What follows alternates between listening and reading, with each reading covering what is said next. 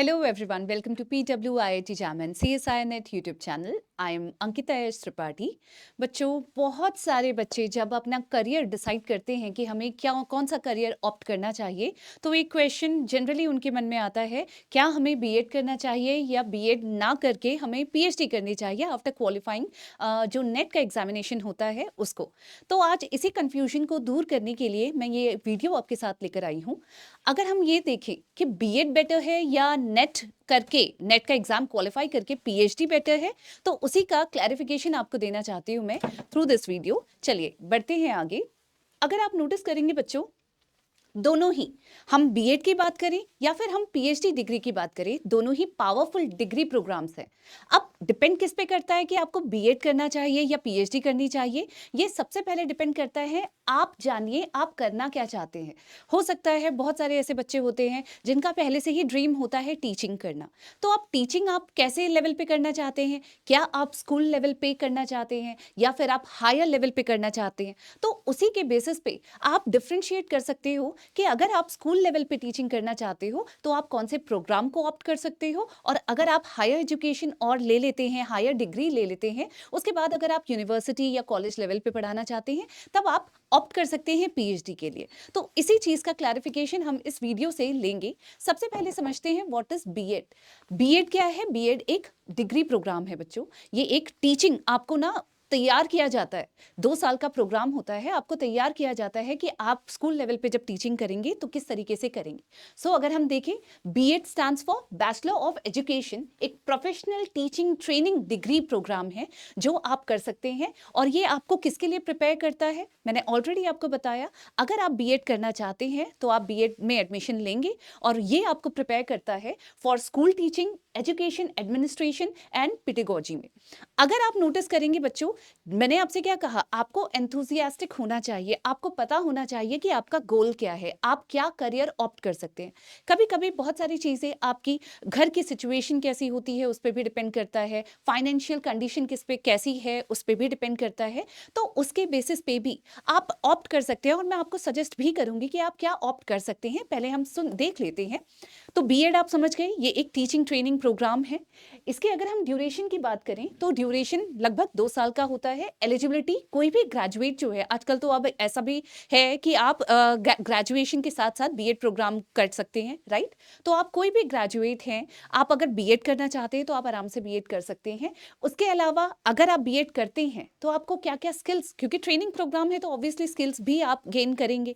तो जो स्किल्स आप गेन कर सकते हैं उसके बारे में बात करूं तो क्लासरूम में कैसे पढ़ाया जाता है, क्लासरूम टीचिंग का आपको एक्सपीरियंस आएगा, लेसन प्लान कैसे करते हैं उसका एक्सपीरियंस आएगा, टीचिंग की टेक्निक्स हम क्या करते हैं, हम जानते हैं ना, जब हम बीएड करते हैं तो हम स्कूल लेवल के लिए हम प्रिपेयर कर रहे हैं टीचिंग करवाने के लिए। और बच्चे छोटे से लेके हायर लेवल तक, आप अगर छोटे बच्चों को देखें या फिर 12th तक के बच्चों को देखें, वो बच्चे हैं, उनको किस, आप कौन सा ऐसा टीचिंग मेथड यूज करें जिससे हर एक बच्चा आपकी क्लास में जो बैठा हुआ है उसको क्लियरली हर एक बेसिक से लेके एडवांस लेवल तक हर चीज समझ में आए। उस तरीके के आप स्ट्रैटेजी सीखते हैं, आप टेक्निक सीखते हैं कैसे पढ़ाना चाहिए और कैसे हम अपना फुल जो 100% है वो डिलीवर कर सके और बच्चा उसी 100% को उसी तरीके से ग्रास्प कर सके। ठीक है, उसके बाद हम बात करते हैं एजुकेशनल टेक्नोलॉजी के लिए आपको तैयार किया जाता है। असेसमेंट और इवैल्यूएशन कैसे करते हैं, कैसे किया जाता है, उन सब के लिए आपको ट्रेन किया जाता है थ्रू बीएड प्रोग्राम। इसके अलावा भी अगर हम बात करते हैं बच्चों, जैसे बीएड का इंट्रोडक्शन आपने देख लिया, अब पीएचडी, क्योंकि हम बात किसकी कर रहे हैं, हम बीएड वर्सेस पीएचडी की बात कर रहे हैं कि आपको बीएड करना चाहिए या पीएचडी करना चाहिए, तो थोड़ा इंट्रोडक्शन पीएचडी का भी बनता है, राइट? तो अगर आप पीएचडी की बात करते हैं तो पीएचडी है डॉक्टर ऑफ फिलोसफी। ये क्या है? ये एक हाईएस्ट एकेडमिक रिसर्च डिग्री है। ऑब्वियसली हम दोनों डिग्री प्रोग्राम्स के बारे में बात कर रहे हैं, बीएड भी, हम नेट, आप पीएचडी कर सकते हैं जब आप नेट क्वालिफाई कर ले, या कोई भी आप एक नेशनल एंट्रेंस एग्जामिनेशन क्वालिफाई कर ले जिसके बेसिस पे आप पीएचडी में एडमिशन ले सकें।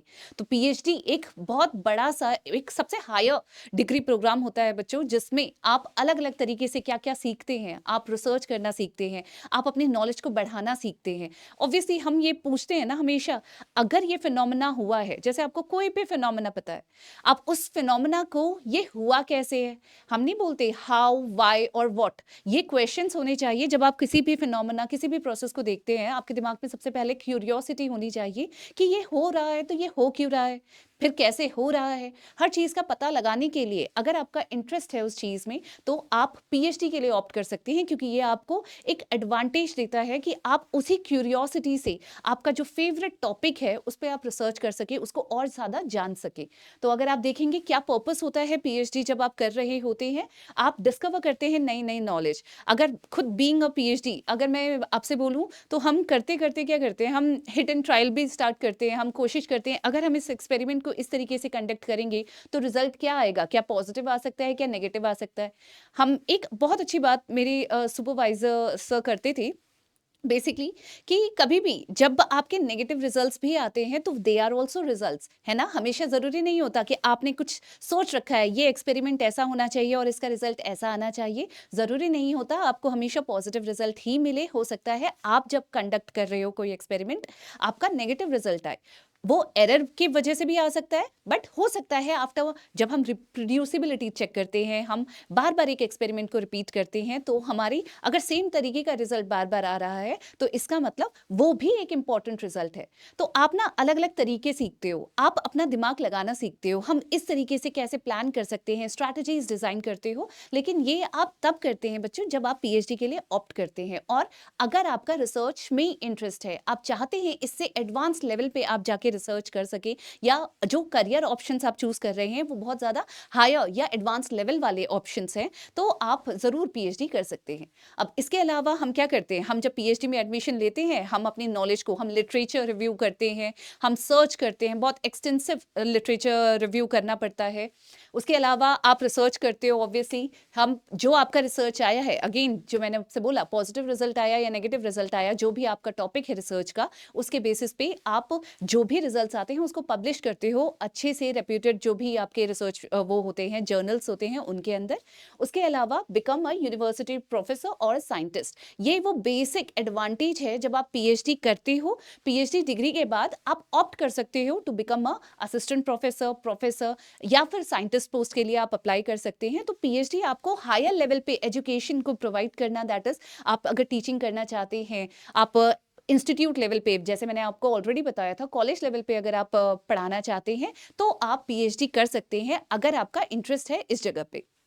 इसके अलावा हम और बात करते हैं, सबसे पहले ड्यूरेशन की बात कर लेते हैं। बीएड की ड्यूरेशन 2 साल की जैसे आपने देखा, तो पीएचडी की ड्यूरेशन वैसे जो आपको जेआरएफ मिलती है जब रिसर्च करने, ऑब्वियसली आपको क्या होता है जब आप पीएचडी करते हैं तो पीएचडी में अलग अलग तरीके से एडमिशन्स आप ले सकते हैं। या तो आप नेट, जो सीएसआई नेट है या यूजीसी नेट है, या डिफरेंट जेआरएफ प्रोवाइड करने वाले जो नेशनल एलिजिबिलिटी टेस्ट होते हैं, अगर आप नेशनल लेवल टेस्ट क्वालिफाई करके जेआरएफ ले लेते हैं, या फिर आप टॉपर हैं तो इंस्पायर फेलोशिप अगर आपके पास है, तो आराम से उस फेलोशिप को आप अवेल करके अपनी पीएचडी कर सकते हैं। तो ये जो फेलोशिप के साथ अगर आप पीएचडी करते हैं तो उसका जो ड्यूरेशन होता है वो 5 साल होता है, राइट, जिसको आप जिसमें आपके 2 साल की जेआरएफ होती है और 3 साल की एसआरएफ होती है। तो नॉर्मली जो फेलोशिप का ड्यूरेशन है दैट इज 5 ईयर्स। अब उसके आगे भी पीएचडी जब आपको पूरा रिसर्च कर रहे हैं और एक्सटेंसिव रिसर्च कर रहे हैं, तो टाइमलाइन जो होती है वो बढ़ सकती है। 5 साल से ज्यादा भी आपकी पीएचडी जो डिग्री प्रोग्राम है, जितना आप रिसर्च कर रहे हैं, वो बढ़ सकता है। तो इट कैन बी 6 ईयर और 7 ईयर्स, डिपेंडिंग अपॉन आप किस स्पेस से रिसर्च कर रहे हैं। इसके अलावा एलिजिबिलिटी बहुत इंपॉर्टेंट है। आपने बीएड की एलिजिबिलिटी देखी कि कोई भी ग्रेजुएट कर सकते हैं, तो आप पीएचडी के लिए क्या होना चाहिए, मास्टर्स आपका कंप्लीट होना चाहिए, प्लस अगर आप नोट करेंगे तो बीएससी वाले जो बच्चे हैं हमारे, आफ्टर 4 ईयर प्रोग्राम या बीएससी करने के बाद भी आप नेट का एग्जाम दे सकते हैं। अब उसके हिसाब से फिर आप ऑप्ट कर सकते हैं, आपको मास्टर्स करनी है या फिर आपको क्या करना है उसके हिसाब से। इसके अलावा अगर आप देखेंगे पीएचडी करके आपको क्या क्या मिलता है, क्या स्किल्स आप डेवलप कर सकते हैं, तो रिसर्च कैसे, रिसर्च के डिफरेंट मेथड्स आप सीख सकते हैं, क्योंकि आपने इतना टाइम लगाया होता है रिसर्च में, तो ऑब्वियसली आपको टूल्स एंड टेक्निक्स के बारे में पता होता है। जितना आपको एक्सपोजर मिलेगा, डिफरेंट डिफरेंट आप वर्कशॉप्स अटेंड करते हैं, कॉन्फ्रेंसेस अटेंड करते हैं, या फिर हैंड्स ऑन ट्रेनिंग अटेंड करते हैं, खुद से भी सीखते हैं जब आप लैब वर्क कर रहे होते हैं, तो बहुत ज़्यादा एक्सटेंसिव रिसर्च मेथड्स या मेथोडोलॉजी से आप इंट्रोड्यूस हो जाते हैं। तो आप उस तरीके से आगे जाके जब आप असिस्टेंट प्रोफेसर बनेंगे, फॉर एग्जांपल आप ऑप्ट कर रहे हैं टीचिंग को, तो उसके बाद आपके जो आप सुपरवाइजर बनेंगे, राइट, तो आपके जो बच्चे होंगे जो डिसर्टेशन करने या रिसर्च करने आपके अंडर आएंगे, तो आप अपनी टेक्निक्स को उनको बता सकेंगे आराम से। साइंटिफिक राइटिंग की जो एबिलिटी होती है वो बहुत अच्छी हो जाती है, बहुत इंप्रूव हो जाती है, क्योंकि हम क्या करते हैं ड्यूरिंग पीएचडी, आप बहुत ज़्यादा रिसर्च पेपर लिखते हो या रिव्यू आर्टिकल्स लिखते हो या बुक चैप्टर्स लिखते हो, उसकी वजह से जो साइंटिफिक राइटिंग होती है वो बहुत इंप्रूव हो जाती है, जिसके वजह से आप करियर एक अपॉर्चुनिटी भी चूज कर सकते हो after doing PhD. Data analysis करना आ जाता है, क्रिटिकल थिंकिंग एबिलिटी बहुत ज़्यादा बढ़ जाती है, ये एक्सपेरिमेंट को कैसे करेंगे, क्या हो सकता है, अगर इस तरीके से करेंगे तो कैसा होगा, है ना। हम in presence and absence of drug, तो आपने देखा है कैसे एक्सपेरिमेंट्स कंडक्ट करते हैं, तो उसी तरीके से जो क्रिटिकल थिंकिंग एबिलिटी है वो भी बहुत ज़्यादा विकसित होती है, डेवलप होती है आप जब रिसर्च ऑप्ट करते हो। और advance subject expertise, for example आपने किसी एक पर्टिकुलर टॉपिक पे काम किया है, जैसे सेल बायोलॉजी तो बहुत बड़ी सी यूनिट हो जाती है, लेकिन उसके अंदर भी आप किसी फिनोमेना, किसी प्रोसेस को टारगेट कर रहे हो और उसका पूरा सिग्नलिंग पाथवे स्टडी करना चाह रहे हो किसी ऑर्गेनिज्म में, तो आपको उससे रिलेटेड जो डोमेन है, उस सब्जेक्ट की नॉलेज या उस यूनिट की नॉलेज आपके लिए बहुत ज़्यादा स्ट्रांग हो जाती है कि इससे आप कुछ भी पूछेंगे आपको आराम से पता होगा कि ये चीज़ हो रही है तो क्यों हो रही है, क्योंकि आपने उसको पूरा थॉरोली स्टडी किया है, दैट्स व्हाई। तो ये आपके क्या हैं, ये वो स्किल्स हैं जो आप पीएचडी करके या रिसर्च करके ऑब्टेन कर सकते हैं। और बीएड करके भी आपने देखा कि आप एकेडमिक प्रोग्राम्स, इवैल्यूएशन, कैसे टीचिंग मेथड्स हैं, उनके प्रति कैसा आपका वो होगा, ग्रोथ होगी, क्या क्या आप सीख सकते हैं, वो आप बीएड से सीख सकते हैं। अब हम बात करते हैं बच्चों, सबसे पहले who should choose BEd. Question तो यही था ना, हमारी जो ये वीडियो का मेन टॉपिक था वो था बीएड वर्सेस पीएचडी।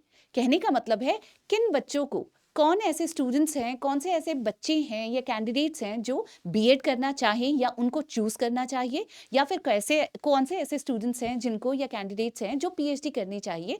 ये सबसे पहले निर्भर किस पे करता है बच्चों, सबसे पहले ये निर्भर करता है कितनी क्लैरिटी आपको है। आप सच में बीएड करना चाहते हैं, आप सच में स्कूल लेवल पे पढ़ाना चाहते हैं, आप टीचिंग ऑप्ट करना चाहते हैं, तो आप एक और चीज़ जानते हैं ना, हो सकता है आपने बीएड कर रखा हो, बहुत सारे हमारे ऐसे स्टूडेंट्स होंगे, बहुत सारे ऐसे बच्चे होंगे, ठीक है, जिन्होंने बीएड कर रखा होगा, पर इसका मतलब ये थोड़ी ना होता है कि आपने बीएड कर लिया तो आप पीएचडी नहीं कर सकते या आप नेट का एग्जाम दे नहीं सकते। आप और भी, अगर आपने बीएड करके आप टीचिंग ऑलरेडी कर रहे हैं और अब आपको ऐसा लगता है कि नहीं, अब मुझे थोड़ा हायर लेवल पे पढ़ाना है, मेरे चॉइस है, मैंने फॉर टाइम बिंग एक मनी फ्लो को कंटिन्यू करने के लिए या घर में लाने के लिए मैंने बीएड ऑप्ट किया, उससे मुझे जॉब भी मिल गई टीचिंग की, जब भी पोस्ट आती हैं तब आपको जॉब भी मिल गई, कुछ टाइम आपने वैसे टीचिंग की, उसके बाद आपको लगता है कि आप मैं हायर स्टडीज करके या फिर रिसर्च करके पीएचडी करके हायर लेवल पे, इंस्टीट्यूट वाले लेवल पे या कॉलेज लेवल पे या यूनिवर्सिटी लेवल पे पढ़ाना चाहता हूँ या चाहती हूँ, तो आप वो भी कर सकते हैं आराम से, आपके लिए जो डोर्स हैं वो बिल्कुल ओपन है। अब सबसे पहले आपको क्या होना चाहिए, आपके अंदर क्यूरियोसिटी होनी चाहिए, एंथुसियाज्म होना चाहिए कि आप टीचिंग करना चाहते हैं। तो सबसे पहले क्या है, यू एंजॉय टीचिंग चिल्ड्रन, क्योंकि आप जानते हैं ना बीएड तो हम लोग किसके लिए कर रहे हैं, 11th 12th, आप पूरे स्कूल लेवल पे टीचिंग करने के लिए आपको क्या चाहिए, बीएड चाहिए। तो उसके लिए आपको बहुत इंपॉर्टेंट है बच्चों, एक चीज़ जो मेरी खुद की एक पर्सनल सलाह है आप लोगों के लिए, कि जो भी आप ऑप्ट करते हैं, कोई भी चीज़, कोई भी जॉब या कोई भी करियर आप ऑप्ट करते हैं, हमेशा एक चीज़ आपके दिमाग में होनी चाहिए, वो होता है कि अगर मैं इसमें आया हूँ या आई हूँ तो आई हैव टू गिव 100%। मतलब अपना 100% उस पर आप जब देंगे ना, तो आपको वो रिजल्ट्स जब मिलते हैं, वो 100% देने के बाद आपके जब रिजल्ट्स आपके सामने आते हैं तो वो बहुत बहुत अच्छे होते हैं, और एक होता है ना, आप खुद से बहुत ज़्यादा खुश महसूस करते हैं उस चीज़ से। तो इसीलिए करियर ओरिएंट जब हमारी थिंकिंग होती है, हम गोल ओरिएंटेड सोचते हैं, तो हम बिल्कुल क्लियर होते हैं कि हमें किस लेवल पे पढ़ाना है। फॉर एग्जाम्पल बीएड और पीएचडी के लिए अगर हम बात करें, तो बीएड अगर आपको पता है कि मुझे स्कूल लेवल पे पढ़ाना है, तो उस सेंस में आपको बीएड चूज करना चाहिए, आप जिसमें आप अपना 100% दे सकते हैं। उसके अलावा अगर हमें स्टेबल बीएड करने के बाद जब भी पोस्ट निकले, एग्जाम्स आप क्वालिफाई कर लें और उस एग्जाम्स के बेसिस पे बीएड डिग्री आपके पास ऑलरेडी है, आपने एग्जाम्स क्वालिफाई करी, और एग्जाम्स क्वालिफाई करने के बाद जब भी आपका इंटरव्यू है वो भी क्वालिफाई किया, तो क्विक प्रोसेस होता है कि उसके बाद आपको जॉब मिल सकती है, राइट। उसके बाद you want to teach in government and private schools, आप जानते हैं, मैंने वापस बोला ना, आप क्लियर हैं कि आपको टीचिंग करनी है स्कूल लेवल या फिर गवर्नमेंट स्कूल्स में या प्राइवेट स्कूल्स में, उस लेवल पे, तो आप आराम से बीएड कर सकते हैं।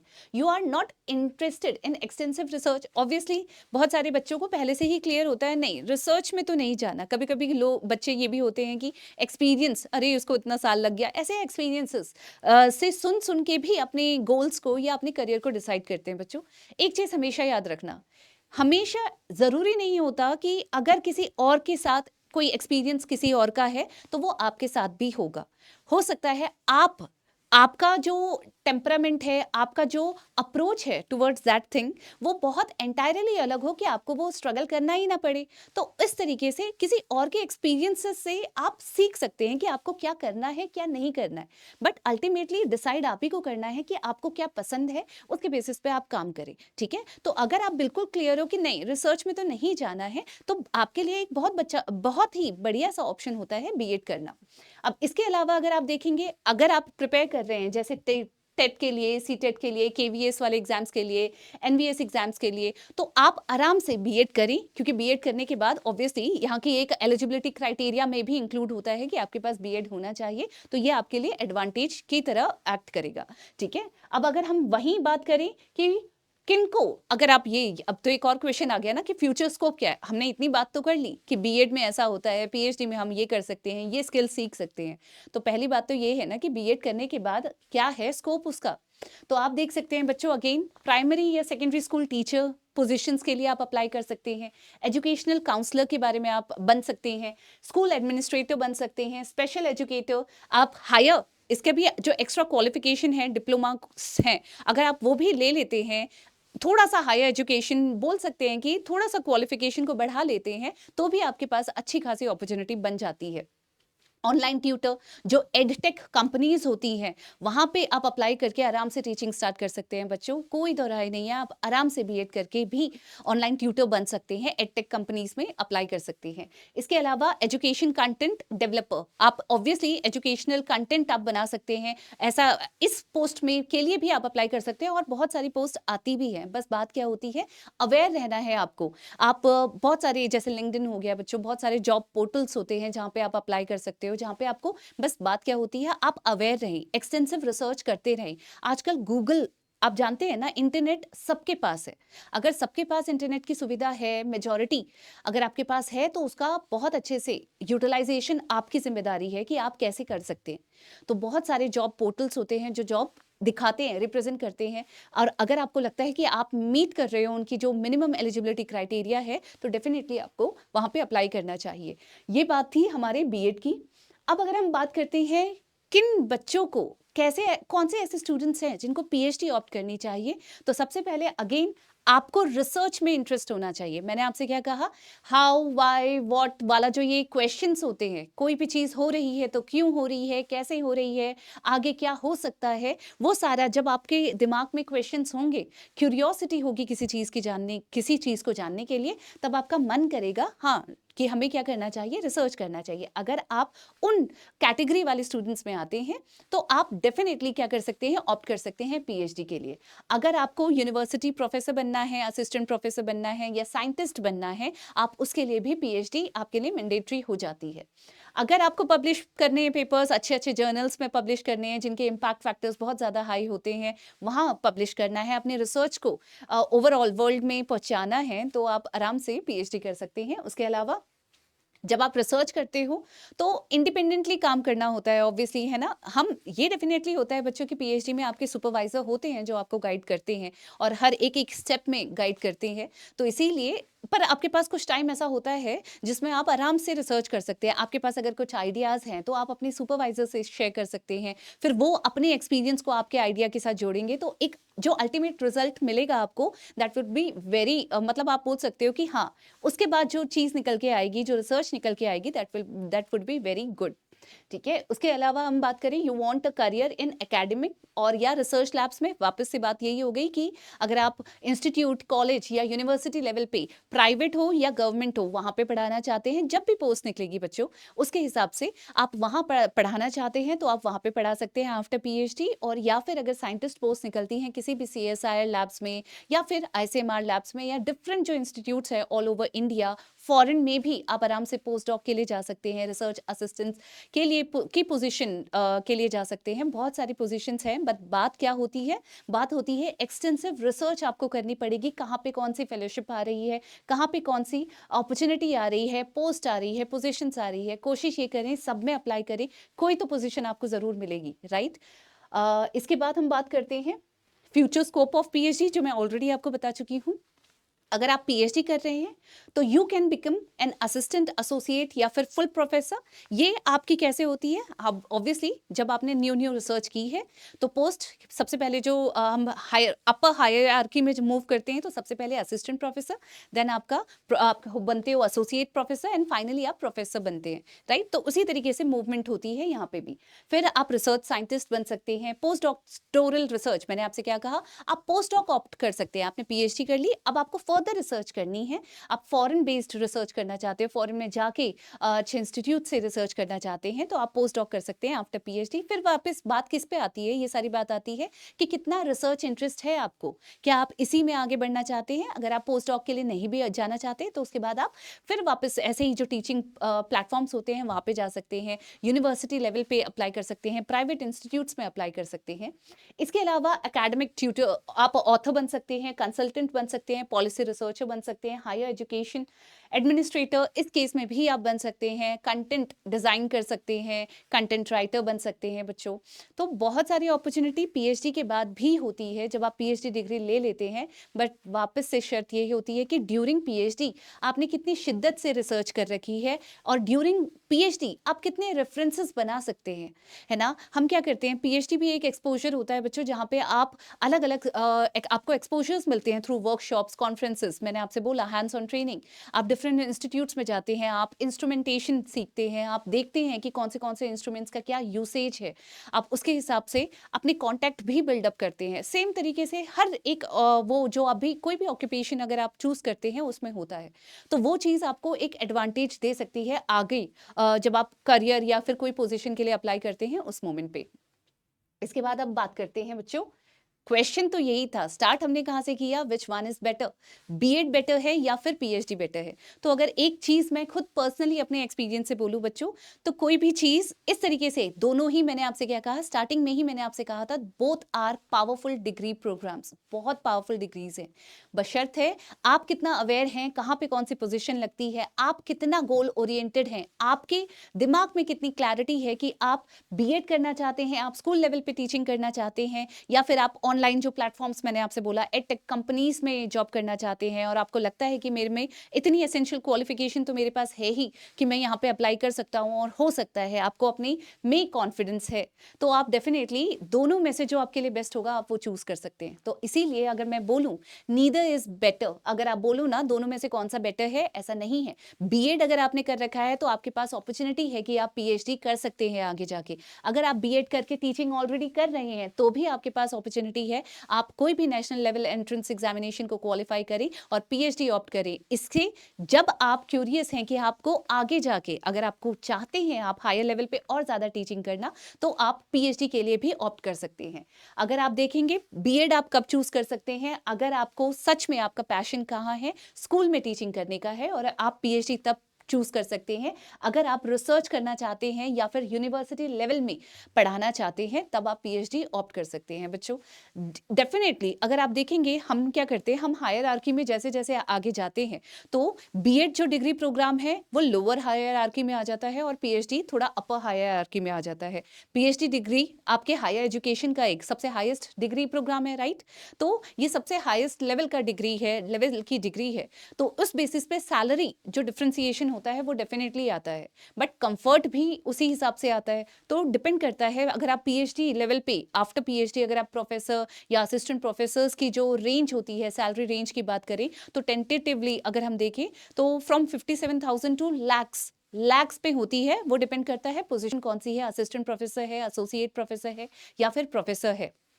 वहीं अगर आप बीएड की बात करो तो इट स्टार्ट्स फ्रॉम 50, अगर आप 50 से, ये टेंटेटिव है बच्चों, सारे जो सैलरी प्रोग्राम, जो सैलरी आपका पैकेज होता है वो हमेशा चेंज होता है डिपेंडिंग अपॉन कौन सा पे कमीशन आ रहा है, उसके हिसाब से भी चेंज होता है। और उसके अलावा भी जो प्राइवेट इंस्टीट्यूट्स हैं, जो रेपुटेड प्राइवेट इंस्टीट्यूट्स हैं, वो थोड़ी हायर पैकेज देते हैं, सैलरी पैकेज होता है उनका, और जो थोड़े से नॉर्मल वाले होते हैं वो अपने हिसाब से सैलरी पैकेज देते हैं। तो ये भी आपका, इसीलिए मैंने आपसे क्या कहा, ये अप्रॉक्सीमेशन है, ये टेंटेटिव सैलरी पैकेजेस हैं। अगर आप देखेंगे तो गवर्नमेंट इंस्टीट्यूट्स, जैसे मैंने आफ्टर पीएचडी बोला, तो गवर्नमेंट इंस्टीट्यूट्स की जो रेंज है वो यही है, अप्रॉक्सीमेटली फ्रॉम 60 टू लैक्स पे जाती है। लेकिन उसी तरीके से अगर आप उसी में प्राइवेट इंस्टीट्यूट्स की बात करें, यूनिवर्सिटीज़ की बात करें, तो वो सैलरी रेंज और थोड़ा कन्फाइन हो जाता है, शॉर्ट हो जाता है। तो उसी बेसिस पे आई होप आप एक चीज़ तो समझ गए होंगे बच्चों, जो मेरा पर्सनल है कि मैं किसी भी दोनों डिग्री प्रोग्राम्स में ये नहीं बोलूँगी कि बीएड इज़ बेटर और पीएचडी इज़ बेटर, बट मैं ये डेफिनेटली बोलूँगी, अगर आप क्लियर हैं, दिमाग में आपका बिल्कुल क्लियर है कि कौन से लेवल पे आपको टीचिंग करनी है और क्या आपका रिसर्च इंटरेस्ट है या फिर टीचिंग में ही इंटरेस्ट है, तो उसको अगर आप उसको सोच के, अगर बहुत आराम से आत्ममंथन करके आप सोच के ऑप्ट करेंगे, इन दोनों में से जो भी आपकी चॉइस है, प्रेफरेंस है, उसको चूज करेंगे, तो डेफिनेटली आप उसमें एक्सेल करेंगे। ये लिटरली होता है कि अगर आप चाह रहे हैं, तो चाह जहाँ पे चाह होती है वहीं राह होती है। ये तो सिंपल एक हमारा कोट होता है, राइट? तो इसीलिए मैं बस एक ही चीज़ आपसे बोलूँगी, ऑल द बेस्ट। बहुत केयरफुली अपना गोल चूज़ करें, बहुत केयरफुली अपना करियर चूज़ करें, और हमेशा हमेशा इतनी जो सुविधाएं हैं उसको सही तरीके से अगर आप यूज़ करेंगे, तो डेफिनेटली आप, जो भी बच्चे हमारे वीडियो देख रहे हैं, जो देखेंगे, वो डेफिनेटली एक बहुत अच्छी पोजीशन पे पहुंचेंगे और बहुत सक्सेसफुल होंगे। That's all. आई होप थोड़ी सी क्लैरिटी तो आपको मिली होगी। थोड़ा सा डिस्टिंक्शन तो हमने करा है बीएड और पीएचडी के बेसिस पे। तो आई होप आप सभी लोग बहुत सक्सेसफुल होंगे बच्चों। Again best wishes, thank you so much.